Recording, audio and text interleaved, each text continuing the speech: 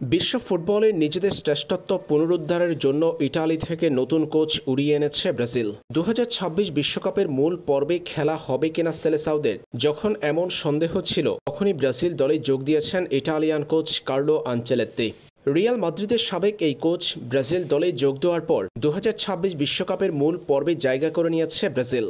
এখন নতুন স্বপ্নের পথে এগিয়ে যাওয়ার পালা পাঁচবারের বিশ্ব চ্যাম্পিয়নদের। এমন সময়ে এবার দুঃসংবাদ শুনতে হলো ব্রাজিল দলকে, যেটা হতাশাজনক কার্লো আনচেলত্তির জন্যেও।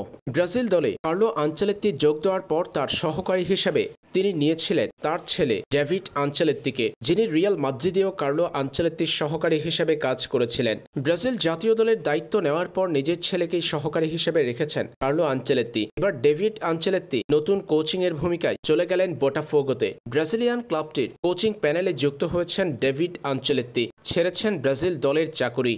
এবার লম্বা সময়ে নিজের সহকারীকে হারিয়েছেন কার্লো আনচেলত্তি।